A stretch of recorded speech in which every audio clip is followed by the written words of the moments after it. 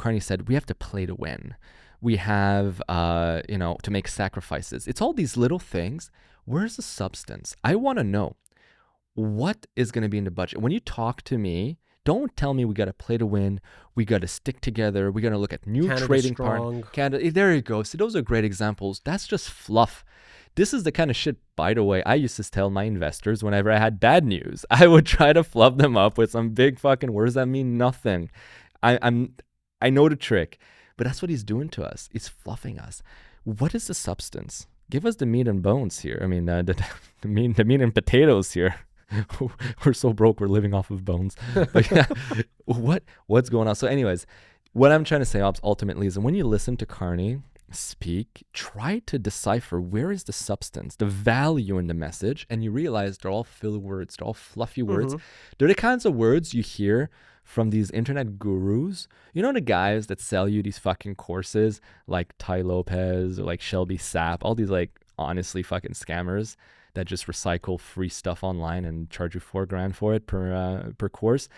You listen to them talk and sell you. It's all fluff language. It's not actual data. It's not actual. And this is why on this show, what we try to do all the time is to come up with facts, come up with information that we try to digest a little bit and present in an interesting format. But nonetheless, it's not just big, grandiose words that mean nothing. Yeah. It's actual value. And Mark Carney would never address the shareholders of Brookfield the way he addresses the taxpayers. That's a very good point. He preys on their stupidity in the way he makes these addresses, okay? And the worst thing about Mark Carney is how he talks out of both sides of his mouth, okay, politically. And this is something that I've been noticing since he got into power and since the election cycle. It's the same old liberal playbook.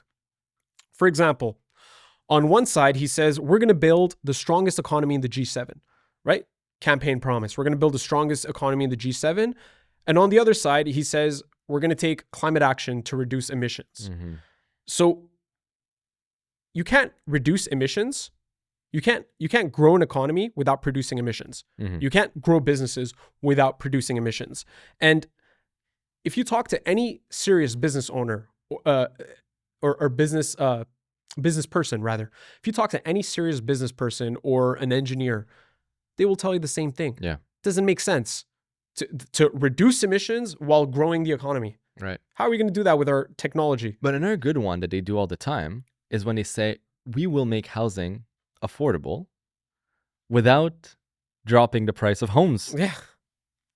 Because the problem is because they're trying to appeal to both sides. Yeah, absolutely. So you have 70% of Canadians that are homeowners, mostly boomers, and then you have the 30% youth that is disenfranchised about it.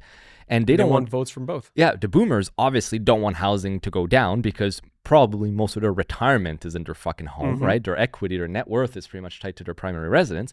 But then you have the youth, they're just like, we're dying, we're crumbling. So we're going to make housing affordable while making sure to keep housing stable. Yeah. It gets even worse. On one side, he says that our trading relationship with the U.S. is over. You know, to I guess to rally his far left base. Yeah.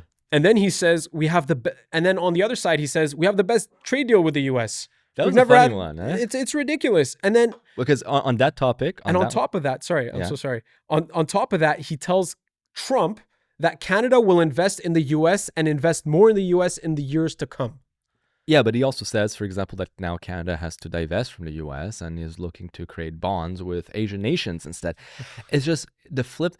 They like to attack Trump and say that he's taco, right? They call him a taco. So like one day he says one thing, the next he does the other. But I mean, and that's pretty much what's happening right now with our prime minister. It's just he's saying two things that they're paradoxes. Talking out of both sides of his mouth. Exactly. On one side, he'll say publicly he's going to stand up to Donald Trump. But then he goes up to Trump and he tells him, oh, I wore red for you. It's so pathetic. Pathetic. That was so cute. Okay. I don't know how Canadians, and more specifically like clueless liberals and NDP voters, like don't want to put the effort into educating themselves to see these things, but it's really putting a drag on our country. Yeah, no, we're in a tough spot. We definitely are in a tough spot. But you want to talk about the ad? Yeah. I'm like speechless. I don't even know what to say anymore. I like half of me is like demoralized.